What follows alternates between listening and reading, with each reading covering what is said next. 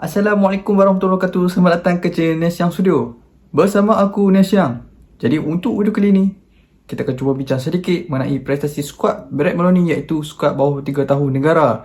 Jadi kepada siapa yang baru saja tonton video yang ada dekat channel aku ni, jangan lupa tekan button like dan juga button subscribe.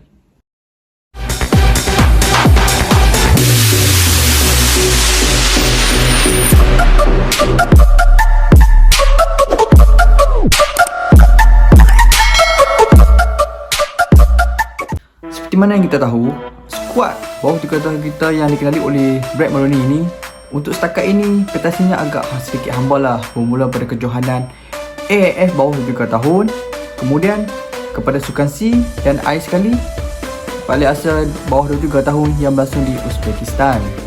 Okay, kita bermula dengan satu kejohanan dulu. Okay, kita mula pada saingan Piala AIF bawah 23 tahun yang berlangsung di Kamboja. Okay, untuk kejohanan AIF yang berlangsung di Kamboja ini, kita semua tahulah bahawa skad Brett Maloney dia mengambil risiko dengan tidak membawa player utama dan membawa player yang boleh dikatakan belum ada pengalaman beraksi di peringkat antarabangsa.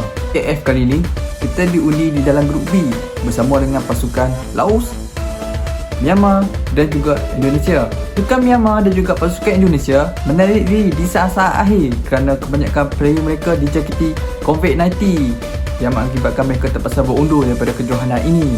Jadi dari situ kita menampakkan bahawa kita mempunyai sedikit advantage ataupun peluang untuk layak ke peringkat seterusnya, kerana pasukan yang kita akan lawan pun hanyalah pasukan Laos. Tapi walaupun pasukan yang kita lawan cuma pasukan Laos, tetapi kita tak boleh mengambil mudah. Dan disebabkan itu juga, kita lihat bagaimana pasukan Laos memberikan satu permainan yang agak baik daripada pasukan Malaysia ketika itu. Walaupun mereka hanya melancarkan serangan balas ataupun counter attack, daripada segi gerakan mereka sangat confident ataupun sangat yakinlah daripada pemain pasukan negara kita. Daripada dua perlawanan yang dihadapi oleh pasukan Malaysia, secara keseluruhan agak memang hamba lah dari segi permainan kita untuk menjadikan gol ataupun daripada kita dari segi kita bertahan. Jadi daripada dua perlawanan yang kita tewas ni telah menampakkan bahawa kita kurang berkeyakinan. Kita sebagai fan ataupun kita sebagai penyokong agak sedikit gusar lah dengan permainan yang ditunjukkan oleh pasukan Brett Maloney ini. Jadi kita ketika itu penyokong semua boleh faham.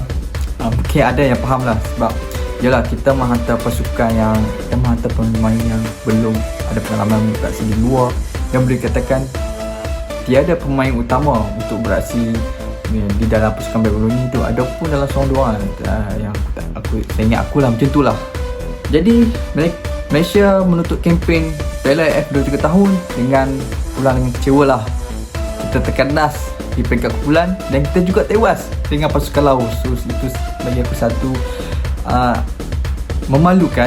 Kali ikut memalukan lah, sebab kita tewas dengan pasukan Laos. Andai katakanlah kita tewas dengan pasukan Vietnam ataupun pasukan Thailand, itu memang level-level dia orang tinggi. Bukan aku nak merendahkan pasukan Laos ataupun aku nak mengatakan bahawa pasukan Laos ni tak kuat lah, bukan macam tu. Bagi aku semua pasukan yang bertanding kuat, cuma yang membezakan adalah taktikal ataupun kebolehan pemain pada perlawanan tersebut. Jadi kita nampaklah kalau confident ataupun kita tersilap mencatur gerakan ataupun pemain kita kurang berkeinginan untuk bermain, akan jadi masalah lain lah. Jadi Piala AFF sangat mengecewakan untuk kita pada kali ini. Jadi selepas tamat dah kejohanan AFF, kita balik pula kepada kejohanan Sukan C di Vietnam.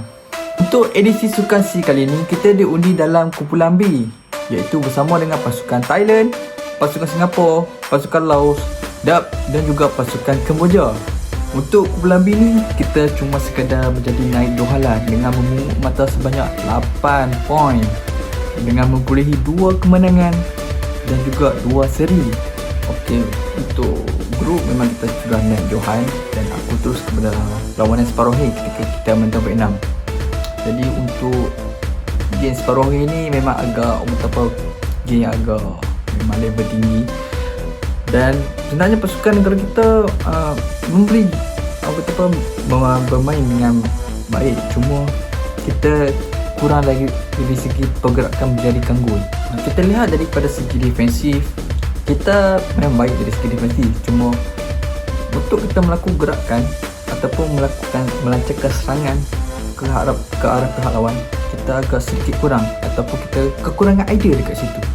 So untuk edisi kali ni kita telah layak ke separuh akhir. Bagi aku kita perlu beri sedikit pujian ataupun kredit kepada pemain kerana bukan mudah untuk layak ke separuh akhir. Sebab kita kena tahu pasukan di Asia Tenggara sudah mula mencorak langkah ataupun sudah mula memperbaiki prestasi pasukan mereka masing-masing. Jadi kita tak boleh ambil mudahlah apabila bertemu dengan pasukan di Asia Tenggara ini. Di separuh akhir kita menentang pasukan yang menjadi pilihan lah untuk menjadi juara, iaitu pasukan Vietnam. Jadi kita dah tahulah bagaimana dia punya rekod, bagaimana dia punya tahap.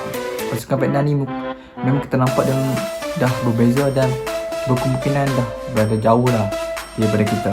Tapi bila kita lihat dari segi taktikal ataupun dari segi permainan, memang kita nampak pasukan Vietnam lebih menyelah ataupun mereka lebih mendominasi dari setiap sudut padang, dari setiap gerakan. Kita memang nampak Vietnam lebih menonjol lagi daripada pasukan negara kita. Untuk pasukan negara kita, kita mengharapkan Lokman ataupun Hadi Fayad lah untuk bergerak ke hadapan menjadikan gol, ataupun ketika lain kita mengharapkan counter attack ataupun serangan balas. Kita teru ataupun kita passing saja ke depan, kalau boleh gol lah. Lebih kurang macam tu.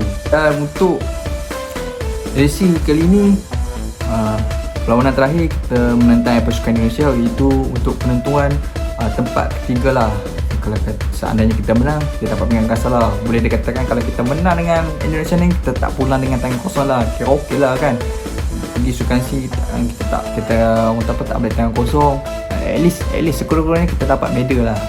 Tapi sebaliknya terjadi, kita bermain dengan baik sebenarnya menentang Indonesia ni, cuma ialah kita kekurangan convert. Bila ada peluang tu kita tak convert ataupun kita tak tukar kepada jaringan. Jadi itu yang menyebabkan kita tewas. Kita punya advantage tu agak nampak kurang sedikit lah. Jadi ni sayangnya kita tewas menerusi sepakan penalti. Jadi agak sayang lah sebab kita tak dapat melihat pasukan Brett Maloney ni pulang dengan medal. Untuk kejohanan di pasukan kita, iaitu kejohanan Piala AFC bawah 3 tahun. Untuk edisi kali ini kita diundi dalam kumpulan C, iaitu bersama dengan pasukan Korea Selatan, pasukan Thailand dan juga pasukan Vietnam. Dua pasukan yang kita telah lawan dekat sukan C, iaitu pasukan Vietnam dan juga pasukan Thailand. So untuk edisi kali ini boleh aku dikatakan memang hamba lah. Kita tewas ke semua ketika perlawanan. Jadi ya memang bukan rezeki kita. Kita memang tak dapat lihat pasukan kita untuk layak ke peringkat seterusnya. Kali terakhir kita lakukan pada tahun 2018 lah, bersama dengan itu Coach Ong Kisui.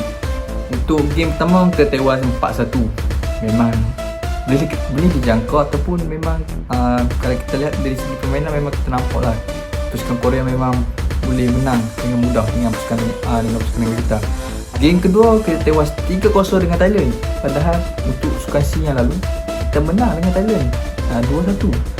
Dan untuk aksi terakhir kita tewas dengan pasukan Vietnam 2-0. So, untuk game terakhir ni kita dah ada sedikit improve lah. Dari segi corak tu kita dah ada improve. Cuma ya macam sebelum ni yang aku nyatakan, kita kurang idea dalam melakukan gerakan. Itu saja. So overall ataupun secara keseluruhannya, prestasi pasukan negara kita ni berada dalam atas garisan lah. Dan ada urut-urut juga menyatakan bahawa kemungkinan Brett Maloney ini akan ditukarlah dengan coach lain. Jadi aku pun tak tahu, ada dua nama yang disebut-sebut para netizen lah ataupun para pengikut kita. Ada antara dua coach tu yang aku ingat, salah seorangnya yang dijadukan oleh para penyokong lah, iaitu Lee Chong-ki, dan juga coach daripada Korea Selatan yang aku tak ingat nama dia apa. Jadi kita tunggulah bagaimana nasib Brett Maloney. kita tahu, kita tunggulah adakah dia akan dikekalkan ataupun dia akan digantikan oleh orang lain. Jadi setakat ini saja untuk video kali ini. Aku memohon maaf sekiranya aku melakukan kesilapan ataupun aku memberi pandangan yang agak kurang menyenangkan.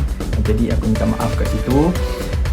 Dan pada siapa yang baru saja tonton video yang ada dekat channel aku ni, jangan lupa tekan button like dan juga button subscribe.